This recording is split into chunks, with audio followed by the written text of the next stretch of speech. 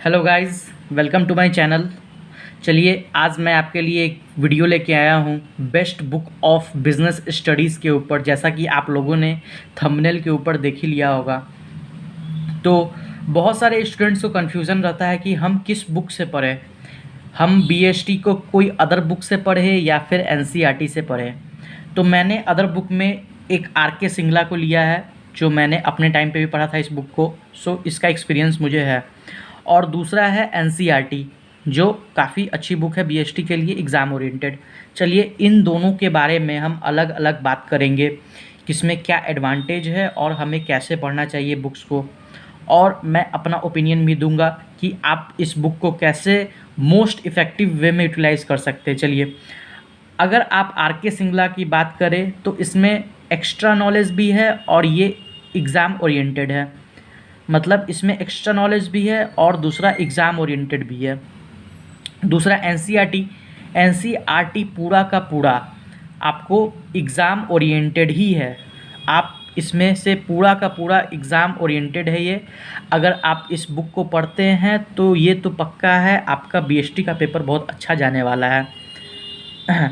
और अगर आप लास्ट में अगर इस बुक को पढ़ रहे हैं सेशन के, मतलब कि अगर एग्ज़ाम में बहुत कम दिन बचा हुआ है, तो आप सिर्फ़ और सिर्फ एनसीईआरटी को पढ़ें, क्योंकि इससे आप 100 आउट ऑफ 100 स्कोर कर सकते हैं। लेकिन अगर आपके पास टाइम बचा हुआ है तो आप आर.के. सिंगला को ज़रूर प्रीफर करें, क्योंकि ये बुक में बहुत अच्छे से हर एक पॉइंट को एक्सप्लेन किया गया हुआ है।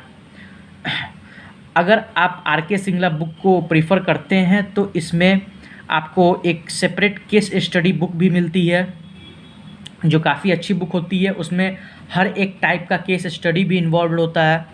और दूसरा एनसीईआरटी, आपको इसमें कोई केस स्टडी की बुक नहीं मिलती है, आपको इसमें बस जो थ्योरी है वही मिलेगी। अगर आपको पढ़ना है तो आप एनसीईआरटी से थ्योरी कंप्लीट करें और जो केस स्टडी है वो आर.के.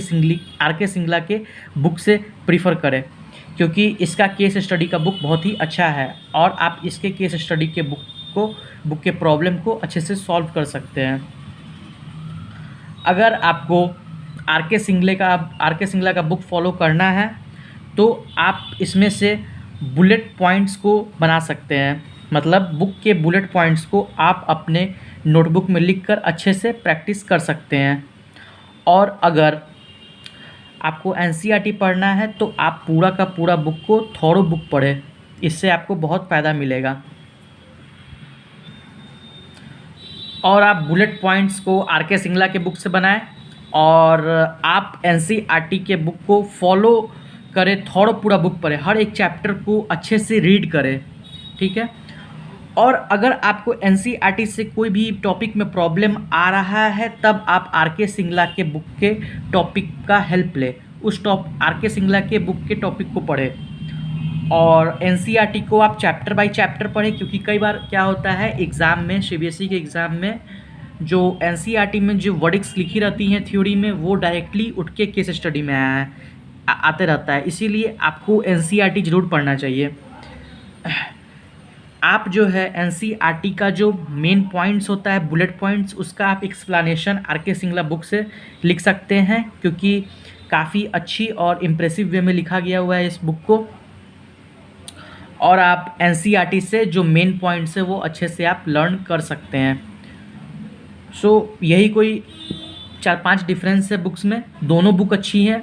अगर आपके पास टाइम है तो आर.के. सिंगला आप ज़रूर पढ़ें शुरू से, और साथ ही साथ एनसीईआरटी को थोरो रीड करें।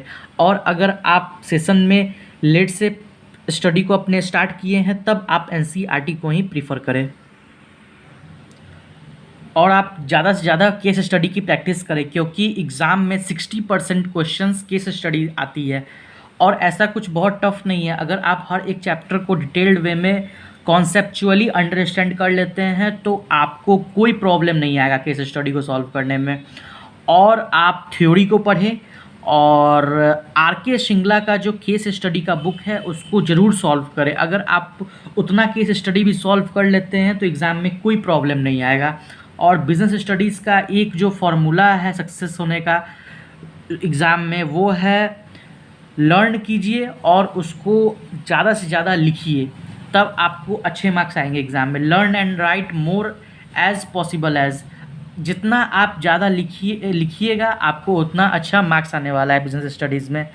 आप पहला लर्न कीजिए और दूसरा उसको राइट कीजिए। बहुत से स्टूडेंट होते हैं बस लर्न कर लेते हैं और राइट नहीं करते हैं, आपको दोनों काम करना है। आप लर्न भी कीजिए और एज़ मच एज़ आप उसको ज़्यादा से ज़्यादा लिखिए भी कॉपी में, वो आपके लिए बहुत बेनिफिशियल होगा। ओके, चलिए मैंने आपको डिफरेंस बता दिया दोनों बुक में। दोनों बुक अच्छी हैं, एनसीईआरटी भी अच्छा है, आर.के. सिंगला भी अच्छा है। अगर आपके पास टाइम है तो आप आर.के. सिंगला ज़रूर पढ़ें। अगर आपके पास टाइम नहीं है, अगर आप एग्ज़ाम से 2-3 महीना पहले पढ़ रहे हैं, तब आप आर.के. सिंगला पे मत जाइए, तब आप एनसीईआरटी पे जाइए। अगर आपके पास टाइम है तो आर.के. सिंगला ज़रूर पढ़िए। थैंक यू, चलिए मिलते हैं नेक्स्ट वीडियो में।